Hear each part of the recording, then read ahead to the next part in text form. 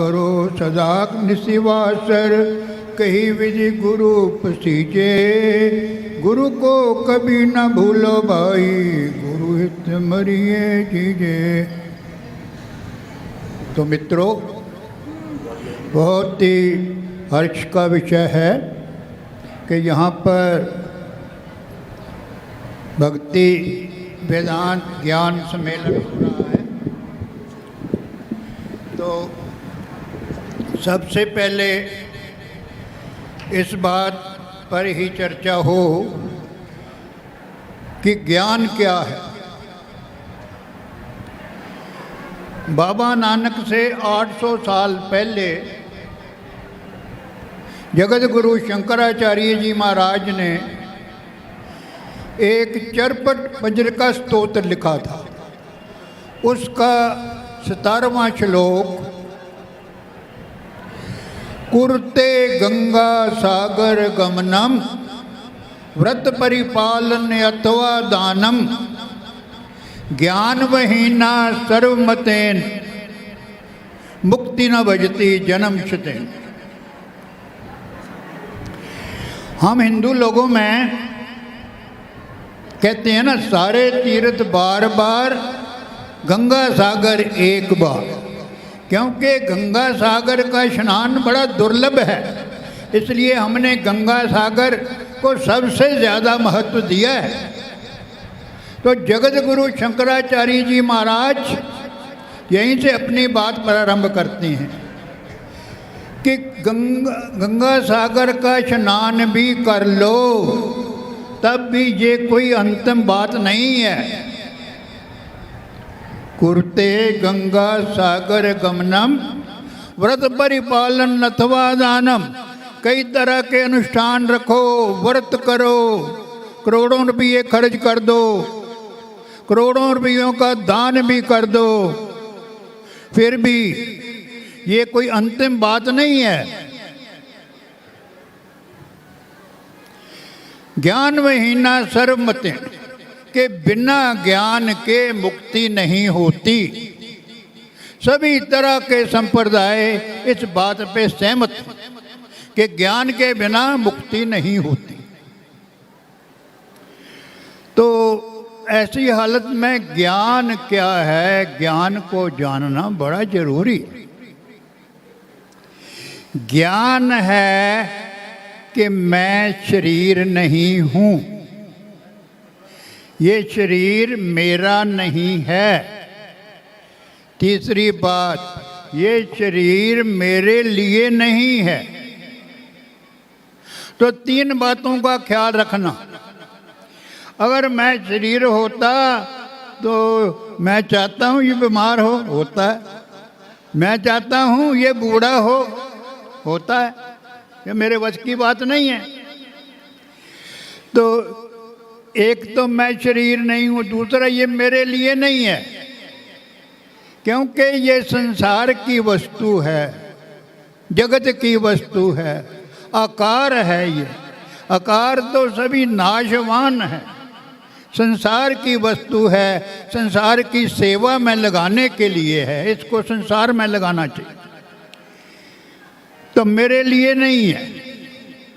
तो जब तक हमें ये ज्ञान नहीं होता, तो जब तक बात नहीं बनती। देखो, पूर्व वक्ताओं ने गुरु की महिमा के ऊपर बहुत बात कही है, मैं भी कहता हूँ।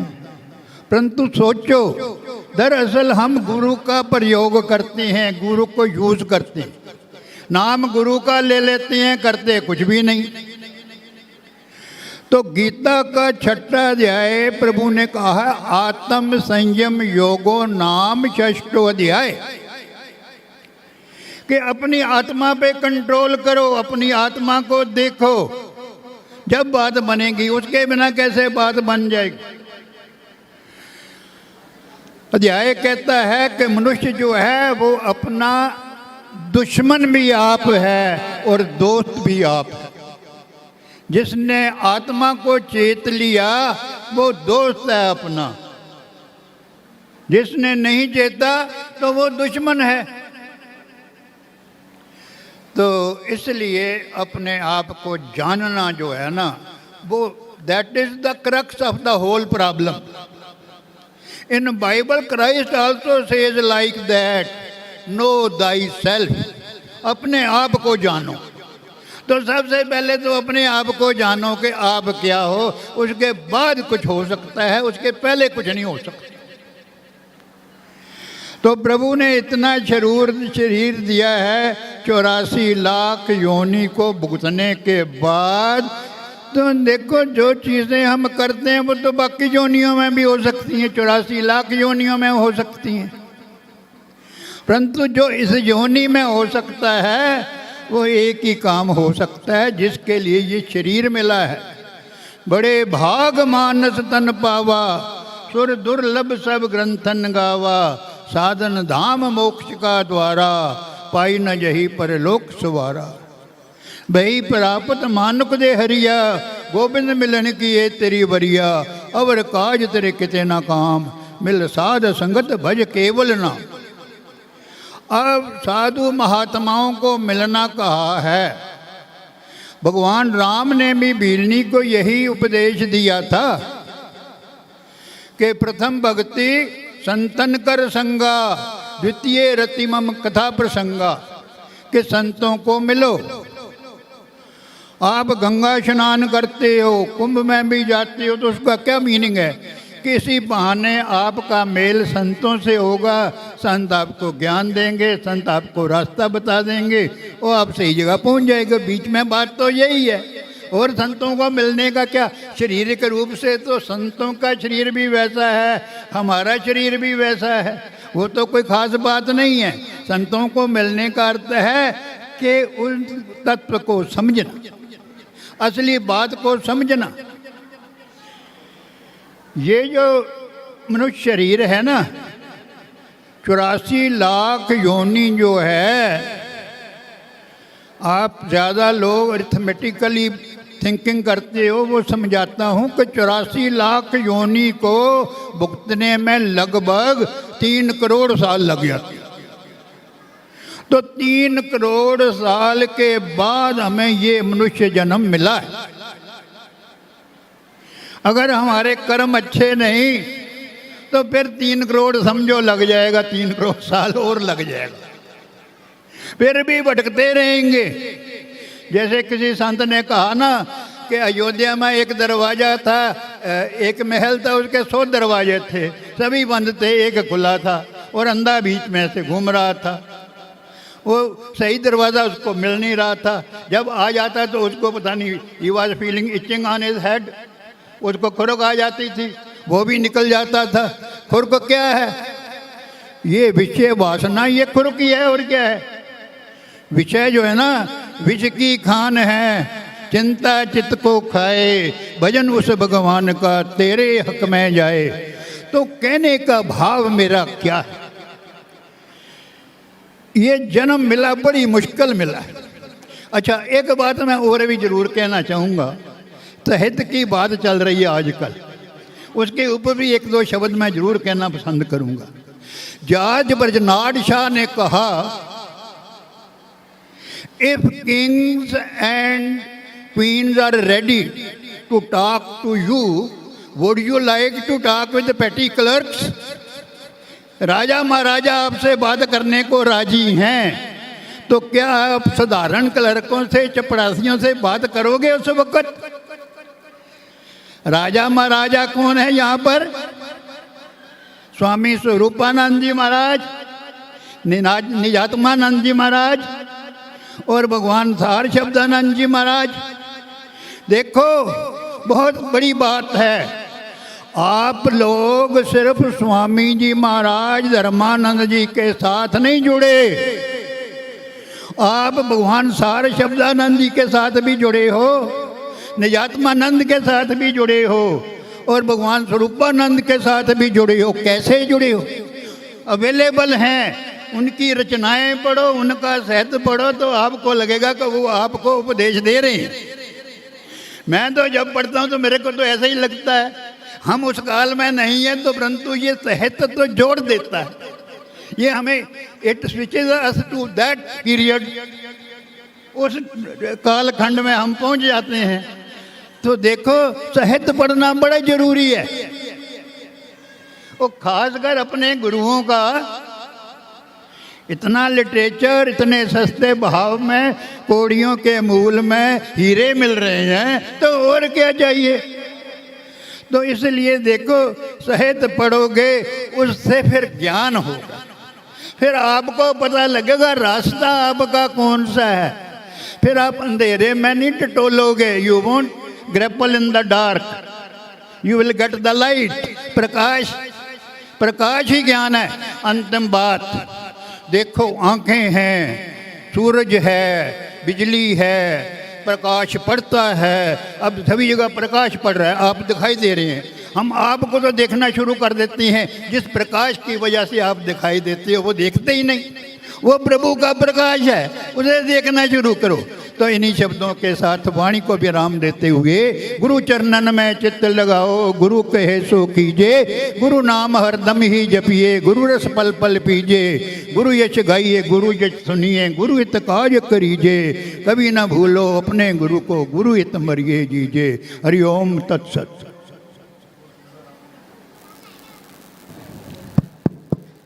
बहुत ही भव्य आपने दृष्टांत गीता के आधार पर हमें दिया, और वास्तव में गीता सुगीता कर्तव्य किमने शास्त्र विस्तरे या स्वयं पदानमस्य बुक्पदादुनि श्रीता गीता गंगोतक पीतवा पुनर्जन्म न विदिते। और वास्तव में यही आधार है। मम वर्तानुवर्तन्ते मनुष्या पार सर्वश न ही ज्ञान सदृशम पवित्रम ही विदिते। तो ये जो ग्रंथों का निचोड़ है, वो सार है, वो यही है कि जो जीव है महापुरुषों की शरण में चला जाए। तो महर्षि अंगिरस ने भी भगवान कृष्ण को भी एक ही सेंटेंस में कहा था कि जीव अपना कल्याण चाहता है तो गुरुदेव की शरण में चला जाए। तो उसी के ऊपर आपने बड़ी ही भव्य व्याख्या की। कोटि धन्यवाद। आप प्रार्थना करने जा रहा हूँ परम पूज्य परम श्रद्धेय अश्नय वंदनीय श्री स्वामी किरणानंद गिरी जी महाराज के चरणों में कृपया आप भी पावन आशीर्वाद देकर कृतार्थ करें।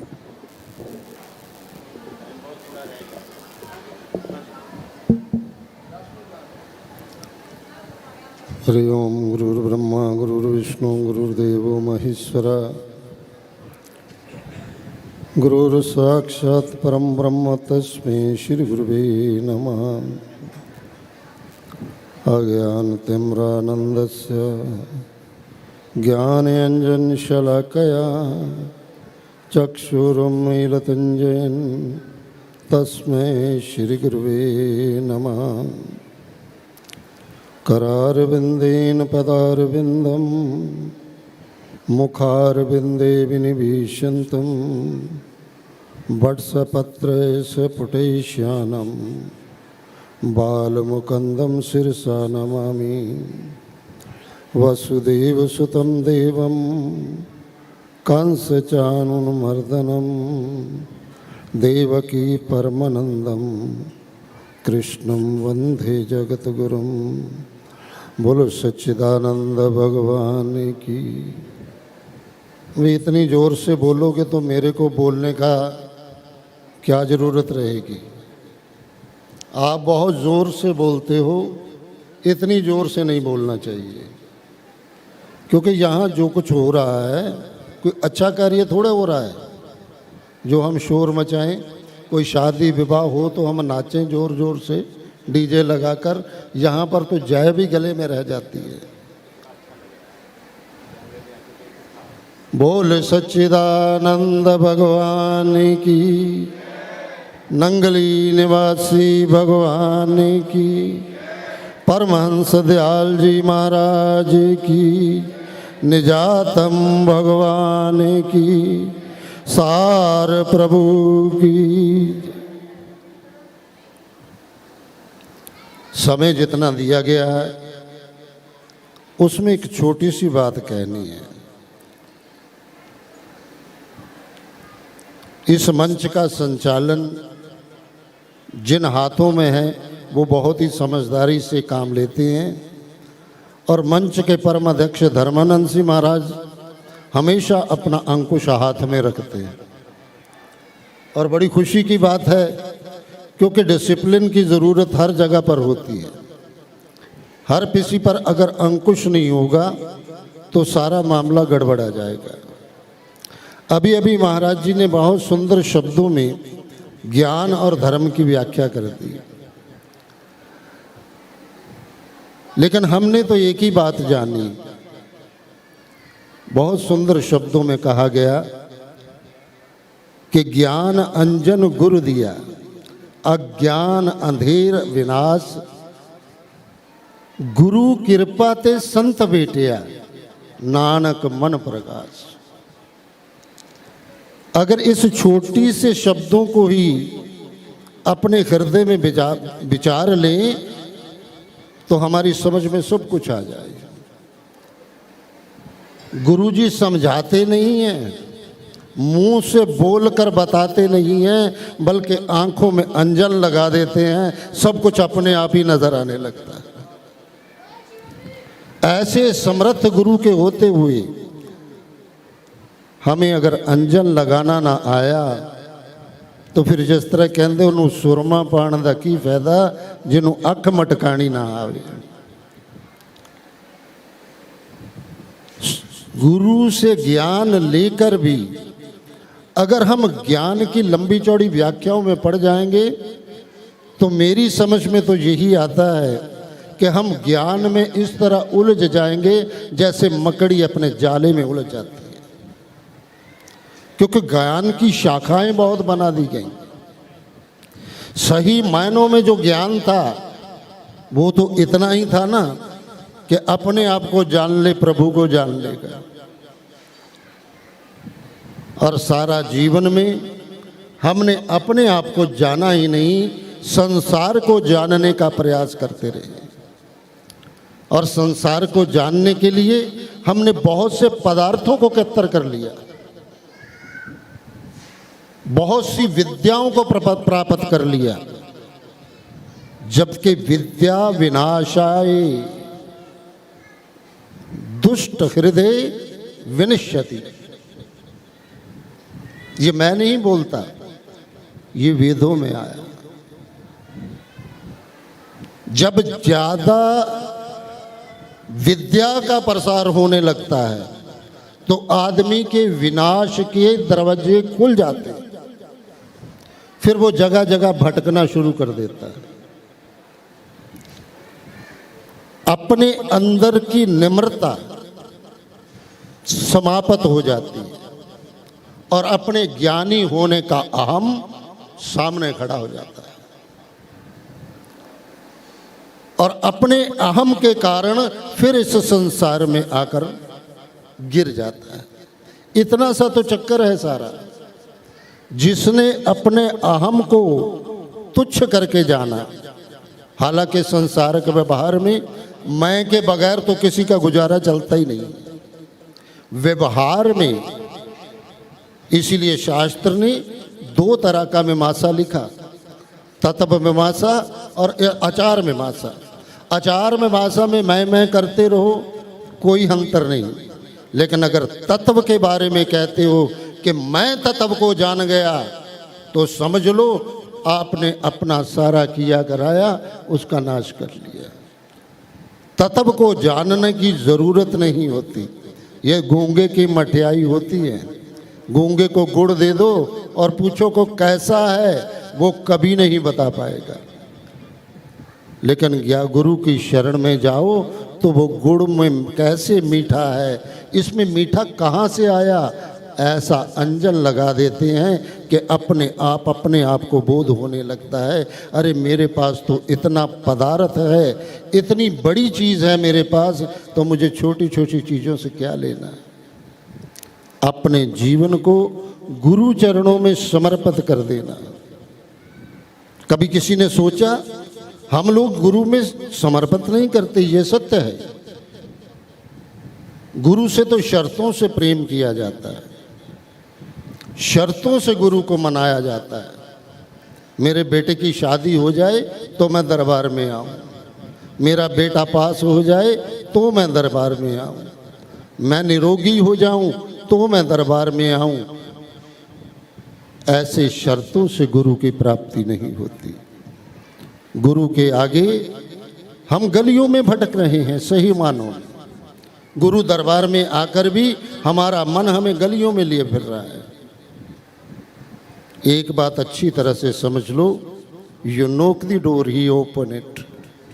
जब तक आप दरवाजा खटखटाओगे नहीं, तब तक दरवाजा खुलेगा नहीं। अगर दरवाजा खुलवाना है तो गुरु की शरण में रहना होगा, गुरु की आज्ञा में रहना होगा और अपने जीवन को गुरु के समर्पित करना होगा। इतना ही कहकर मैं वाणी को विराम दूंगा। बोलो सच्चिदानंद भगवान की, बोलो जयकारा।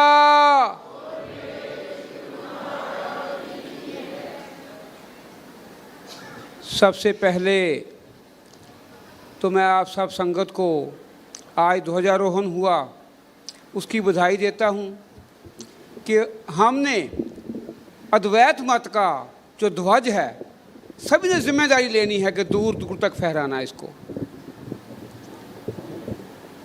जब ध्वजारोहण होने जा रहा था और हो रहा था, मेरे बचपन के साथी हमारे गुरु भाई वो भावुक होकर मेरे गले लगे, कहते पता आप क्या नज़र आ रहा है हमें, क्योंकि हमने इकट्ठे ही सभी सम्मेलन देखे।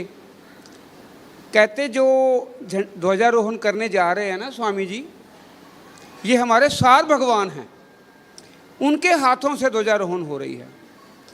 मुझे उसी वक्त एक दृश्य याद आ गया। ध्वजारोहण का जो जगह थी वो पहले वहाँ थी, तो सार भगवान ध्वजारोहण करने जा रहे थे, तो जो झंडा था ऊपर फंस गया कहीं जाके।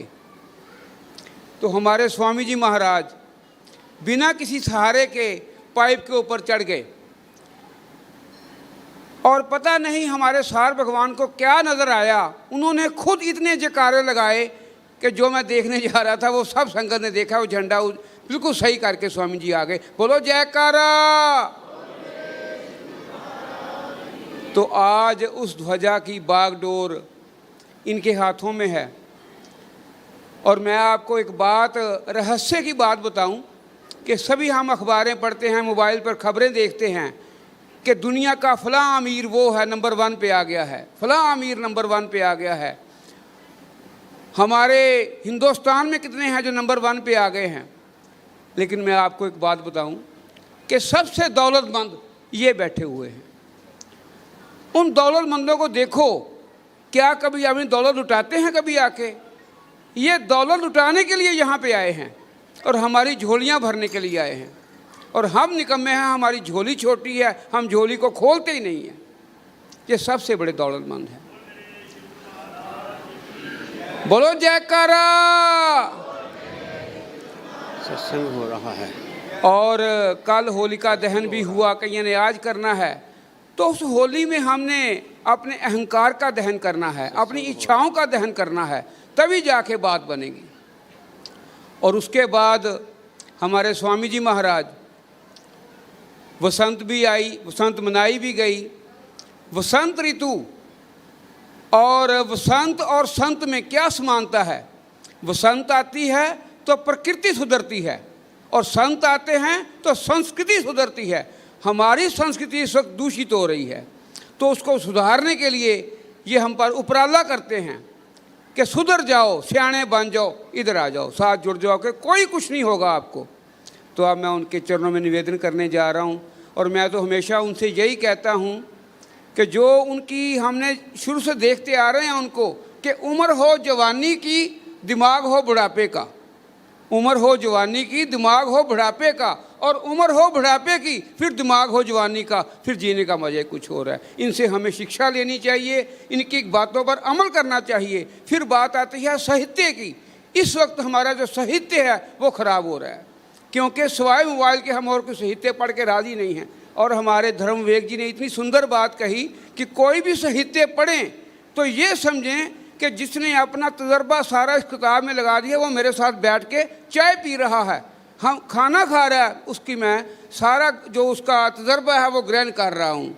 कोई छोटी बात नहीं है साहित्य लिख के जाना। तो इसलिए मैं स्वामी जी के चरणों में निवेदन करूँगा कि आज ध्वजारोहण का जो दृश्य हमने देखा उस पर और हम पर इतना कृपा प्रसाद करें कि हमारी झोलियां भर जाएं। बोलिए जयकारा।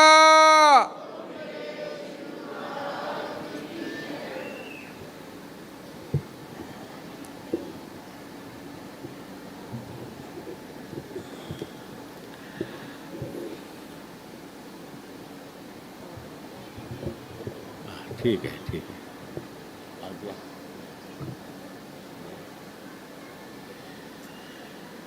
ओम सत्यम बोधमेव नारूप एवं पतक्ष सर्वेश्वरम रतन जड़ते शीर्ष सुवर्मुक्त शिवेदाम्रे शोभितम मुक्तामाल बभूषितम च हृदय सिंहासने स्थितम भक्तानां वरदनम प्रसन्न वदनम श्री सतगुरु नमः। बंदों गुरु चरण सरोज मुद मंगलयागार, जैसे बतनार होते हैं भव सागर से पार। गोरा जी के सिमरण मात्र से नाशत विघ्न अनंत, तात्य सर्वरंभ में ध्यावत है सब संत। अपने अपने हृदय में श्री गुरु महाराज जी का, नगरी निवासी भगवान का पावन ध्यान धरते हुए जय घोष करेंगे। बोलो जयकारा, बोल मेरे शिव, बोलो सांचे दरबार की जय। वो पखा बंद कर लेना, हवा बाहर कटने वाला। आगे नंबर 3, तो number 3 switch board, number 3 switch board. अच्छा, तो अभी अभी महापुरुषों ने हमें कितनी अच्छी अच्छी शिक्षाएं बताई, अच्छी अच्छी बातें बताई। अच्छी बात क्या होती है? ऐसी बात सुने कि दुनिया भूल जाए। जहाँ हम कर्म चक्कर का फील्ड जो है, कर्म चक्कर का जो क्षेत्र है, उसे बाहर निकल आए, वो अच्छी बात है। तो महापुरुष हमें एक कर्मों से, कर्म क्षेत्र से बाहर निकाल देते हैं। कितनी अच्छी बातें बताई, आपने सुना होगा। कोई बात नहीं, बात एक होती है, उसको अनेक सुनते हैं। हर कोई उसका अर्थ अपनी बुद्धि अनुसार लगाता है। मल्लाह का चप्पू नौका को किनारे पे ले जाने की ही कोशिश करता है। हर महापुरुष हमें नाम के चप्पू, शब्दों के चप्पू लगा लगा कर कर्मों से मुक्त करना चाहते हैं। वैसे तो बड़ा सूत्र महापुरुष बताते हैं, भजन करो नाम जपो संचित कर्म खत्म हो जाएंगे।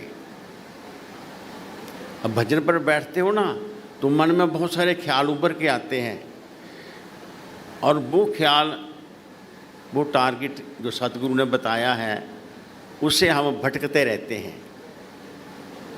सो बस सब हमारे संचित कर्म होते हैं।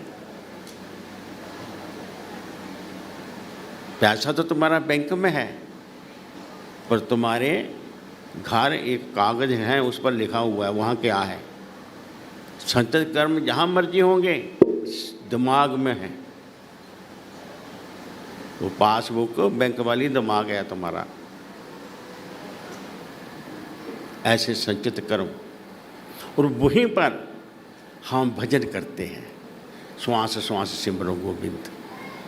तो भजन करने से संचित कर्म खत्म हो जाते हैं। और प्रालब्ध भुगते जाएंगे, साथ में करंट है, उसका क्या है। जन्म से मरण तक प्रालब्ध भुगते जाएंगे। और क्रियावान जो हमने करने हैं, हम सतगुरु के होके करने हैं, उनकी आज्ञा में रहना है। क्या उनका फल हम भोगेंगे? सतगुरु के हुक्म में है। हुक्म देने वाला जानता है और उसी की जिम्मेवारी है कि करता क्या करता है, बाकी क्या रहा। तो महापुरुष हमें इस बेतरनी से पार उतारते हैं। ये दिमाग ही बेतरनी नदी है, ये क्या सोचता है, क्या हमें महसूस कराता है, इसी सेंस को, इसी दिमाग को, चेतना को, कुछ भी कह लो। हाँ, ये चेतना जहाँ लगती है ना, वही हमें महसूस कराती है। जब हमारा चित्त सतगुरु के स्वरूप में, नाम में, तो बताओ क्या मिलेगा, कोई बात नहीं। इसीलिए ध्यान रखें ध्यान का, ध्यान रखें ध्यान का। ध्यान कहाँ जा रहा है? सतगुरु ने जो आप पे ध्यान दिया है ना, वो ध्यान रखता है तुम्हारे ध्यान का। और हम सतगुरु का ध्यान रखें तब, ध्यान से, ख्याल से चलो, ठोकर लगती है, आवाज़ आती है, जरा संभल कर चलो, ध्यान से चलो, किधर देखते हो, किधर जा रहे हो, ध्यान। तो ध्यान का ध्यान रखा, ये हमें महापुरुष बता रहे हैं। अब झंडा लहराया गया। हमारे महाराज जी कहा करते थे, ये झंडा है, दूर से कोई देखता है, वहाँ उसका कोई जानकारी नहीं, तो रात पड़ी, कहाँ रहेगा, देखता है झंडा कहाँ है। झंडा कहाँ होता है? आश्रमों में, मंदिरों में, गुरुद्वारों में झंडा, आश्रम, जहाँ आने से शरण मिल जाती है। तो झंडा आने से शरण मिल जाती है, आसरा मिल जाता है हमको। तो ठीक आश्रय कई तरह के हैं। ये संसार में बहता हुआ, धक्के खाता हुआ ये जीव, इसको कहाँ शांति मिलेगी, कहाँ सहारा मिलेगा? संतों की शरण में मिलेगा। भोजन करना है, भूख लगी है, कहाँ खाएंगे? तो जहाँ झंडा है वहाँ पहुँच जाओ। तो वहाँ क्या होता? आओ जी, बैठो जी, खाओ जी, चाय पियो, पानी पियो, आराम करो, विश्राम करो। ऐसे होता है। हाँ, तो झंडा है, अब झंडा लहराया गया है। झंडे की छाया में हमें सदा रहना है। झंडा जिसके हाथ में होता है, वो झंडे को झुकने नहीं देता, चाहे प्राण चले जाएं तो चले जाएं, वो झंडे को गिरने नहीं देता। हाँ जी, झंडे को संभालना है। वो है क्या? हमारी ज़मीर। हमेशा सतगुरु के वाक्यों पर, उनकी शिक्षाओं पर धर्म अनुसार करती, अनुसरण करती हुई। बस आप मजबूत हैं, आप सब सेवक हैं गुरु महाराज जी के, नए नहीं हैं, सेवा में लगे हुए हैं। आज मुझे बड़ी खुशी हो रही थी कि संत बाइयाँ, संत महात्मा ने बड़ा अच्छा सत्संग किया, बड़े अच्छे अच्छे भजन बोले। हम भजन सुनने के लिए कईयों से, बाहर से कलाकार मंगवाते हैं बड़े बड़े, मुझे तो वो फीका फीका लगता है उनका, और अपने बोले तो कितना प्यारा लगता है। तोतली बातें बच्चों को भी बहुत सुख देती हैं, माँ बाप को। तोतली बातें बच्चों को भी बहुत सुख देती हैं, इसीलिए बहुत अच्छी बात है। तो बड़े अच्छा प्रोग्राम हुआ, बड़े अच्छा भजन कीर्तन हुआ। समय के प्रभाव से कुछ महापुरुष आ नहीं पा रहे, तो ईश्वर जाने, जहाँ ये प्रशासन जाने क्या खेल है। हमें तो आज्ञा में रहना है, आज्ञा में बड़ा सुख है। तो आप सब सुखी रहो, आनंद रहो। झंडा लहराया गया और आप सबको आशीर्वाद मिला हुआ है। हमें केवल संभालना है। दौलत आपके पास है आशीर्वाद की, हमें संभालना है। महापुरुष हमें सचेत करते हैं, जागते रहो। तो चौकीदार की आवाज़ आती है, जागते रहो, तो कौन जागता है? जिसके पल्ले कुछ है वो जागता है, जिसके पल्ले है ही कुछ नहीं उसने क्या जागना। तो आपके पास दौलत है गुरु कृपा की, गुरु कृपा की दौलत है, आप फिर जागते रहें तो सदा सुखी रहो, राजी रहो। ज़्यादा नहीं कहना, 12 बजे तक का समय था तो अभी 12 बजने वाले हैं। अब आप ये ध्यान रखें कि शाम को 4 बजे, ये देखो 12 बजे तो 4 घंटे हैं, 1 घंटा खाने पीने में और बाकी रहे 3 घंटे आराम करो, विश्राम करो, मस्ती करो, रिलैक्स हो जाओ और फिर आराम से 4 बजे आ जाओ। 4 बजे से 5 बजे तक कीर्तन भजन होगा और 5 बजे के बाद कैसा भजन कीर्तन होगा, वो बढ़िया बढ़िया जो बाहर जाता है टेलीफोन पर, वो 5 से वो 1.5 घंटा और महापुरुषों के प्रवचन 1.5 घंटा। इसी प्रकार से तो 8 बजे तक का ये प्रोग्राम है। और मैं एक बात कही थी कि जब आए तो भोजन करके फिर जहाँ बैठो और जाती बार फिर भोजन करके जाओ और घर में चूल्हा ठाका और घर का जो बैठाया हो, हाँ, घर की मोह असली के लिए जो मेंबर बैठा हो उसके लिए लिफाफा ले जाओ। ये मैं अपनी तरफ से कह रहा हूँ और मानोगे तो बहुत अच्छी बात है। इसलिए आज कल और परसों का ये प्रोग्राम आपके सामने है। सदा खुश रहो। गुरु महाराज जी आप सबके अंग संग हैं और उनकी अपार कृपा है। एक बार महाराज जी कहने लगे, महाराज जी मेरा कुछ बनया नहीं। मैंने कहा बच्चों बहुत अच्छी बात है, ये ना ही पता चले कि हमारा कुछ नहीं बना। जब पता चल जाएगा कुछ बन गया है तो बिगड़ते देर नहीं लगेगी, बिगड़ते देर नहीं लगेगी। जब तक कमी महसूस होती है किसी चीज़ की तब तक वो चीज़ तुम्हारे पास मौजूद रहती है और जब पता चला हाँ मेरे पास है, मानो क्रैक हो गया, निकल गया, तो ना ही पता चले। क्या पता ना चले? क्या सतगुरु मुझे कितना चाहते हैं ये ना ही पता चले, और वो कितना चाहते हैं आगे मैं नहीं कहता। हाँ, सब कुछ उन्हीं के चाहने से हो रहा है, हमारे चाहने से कुछ नहीं होता, करने से कुछ नहीं होता। सतगुरु की नज़र का कमाल है, उनकी नज़र का कमाल है। इसलिए उनके चरणों में नतमस्तक रहो, नतमस्तक रहेंगे और सदा वो हमारे साथ हैं। हम कभी उन्हें ना भूलें, ऐसा मालिक का आशीर्वाद है आप सबको प्राप्त है। सदा खुश रहो, स्वाभिमान से जियो। हमारे सिर पर कोई है, अस अभिमान जाई न मोरे, मैं सेवक रघुपति पति मोरे। मान करना है तो सतगुरु के, हाँ सतगुरु का मान करो, नगरनिवासी भगवान पर मान करें हम। सदा खुश रहो, आनंद रहो।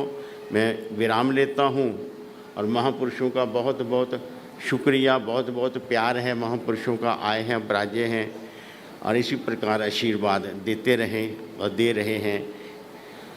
बोलो जयकारा, बोल मेरे श्री गुरु महाराज की जैसा। मुझे नाम नहीं लेना आते यार, यो क्या कहते हैं? अबे अच्छा उधर मुँह देखो। हाँ, इन्होंने एक शॉर्ट फिल्म बनाई है तो मुझे अब वो शब्द अंग्रेजी के हैं ना, इलेक्ट्रॉनिक भाषा के, तो कोई बात नहीं। तो इनका ये ख्याल है वो साहित्य पर बनाई है फिल्म, तो आप वो देखना, जैसे देखते हैं ये बताएंगे, ये बता देंगे आपको कैसे वो फिल्म नज़र आएगी। आप सदा उसे देख सकते हैं, इनका चैनल है कोई वो चलता है तो उस पर देखना। तो उसमें क्या सार प्रभु और मिशन का साहित्य कहाँ से उत्पन्न हुआ, जैसे श्री गुरु महाराज जी ने आज्ञा दी सार प्रभु को भजन बनाने की, तो उन्होंने अपना पावन कर कमल सार प्रभु के सिर पर रखा और उनके जीभा पर सरस्वती का आवाहन हुआ और वो भजन बनाने लगे। ये कथा लंबी चौड़ी है। इसी प्रकार 35 प्रकाश श्री महाराज जी ने पाकिस्तान में ही लिख लिया था और किस प्रकार से वो मैटर जहाँ पर आया आप पढ़ेंगे तो पता चलेगा। सबसे पहली पुस्तक श्री महाराज जी की 35 प्रकाश, जो बैराग्य शतक है, बैराग भरी बानी हुई है। इसके बाद श्री महाराज जी ने जब एक बार प्रणाम किया चांदनी चौक में, जहाँ गुरु तेग बहादुर जी ने शहादत दी थी, तो मत्था टेका, प्रणाम करते ही वृत्ति अंतर्गत हुई। साहिब गुरु तेग बहादुर जी ने दर्शन देकर कहा, महाराज जी को लोग गुरबानी का अर्थ ठीक नहीं समझते, आप मेरी गुरबानी जो गुरु ग्रंथ साहब में अंकित है उसकी व्याख्या लिखें ताकि सब लोग उसे समझ जाएं। उसकी व्याख्या श्री महाराज जी ने 15-17 साल में उसकी व्याख्या करी और वो धारावाहिक मैगजीन गंगोत्री में आती रही। उसके बाद फिर उसका संकलन किया और फिर वो किताब बनी सार गुरबानी और 1977 में छपकर सामने आई। जब वो किताब वहाँ पर पहुँची अमृतसर में तो अधिकारियों ने कहा ये मैटर हमें दे दो। महाराज जी ने कहा जितनी मती पुस्तकें ले लो।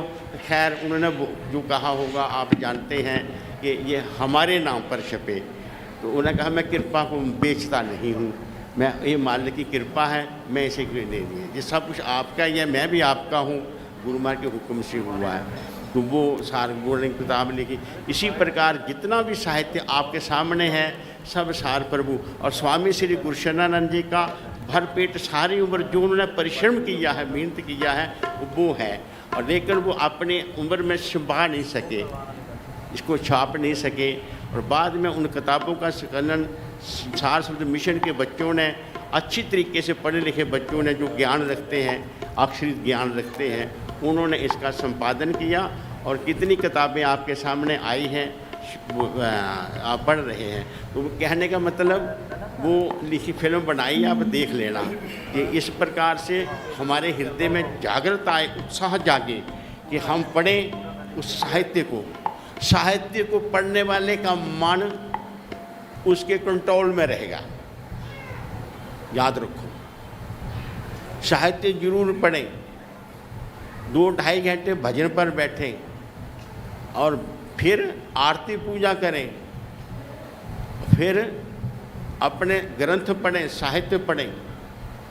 बाकी टाइम जो बचेगा आपका मुझे बताना कितना बचता है, और जो टाइम बाकी बचेगा आप कारोबार उसका इतना कीमती बन जाएगा, कामयाब होंगे, क्योंकि तुम्हारा दिमाग एकाग्र रहेगा, योग युक्त रहेगा, मेडिटेट रहेगा। इतने काम करने पर जो हाथ डालोगे जिस काम पे वो शर्तिया कामयाब हो जाएगा। हाँ, क्या करना? भजन करो, साहित्य पढ़ो, आरती पूजा करो और अपने गुरु आश्रम पर जरूर जाओ। थोड़ा बहुता सोशल वर्क, धर्मार्थ कार्य, डिजायरलेस कोई फंक्शन काम करो, तब चित्त जी एकाग्र रहेगा और सब जगह कामयाबी ही कामयाबी है। आपकी मौज, सदा खुश रहो। साहित्य जरूर पढ़ना। अब ये संदीप जी कहेंगे, ये कहेंगे उसी शॉर्ट फिल्म के बारे में जो उन्होंने बनाई है। बोलो जयकारा बोल मेरे श्री गुरु महाराज की जय, सांचे दरबार की जय।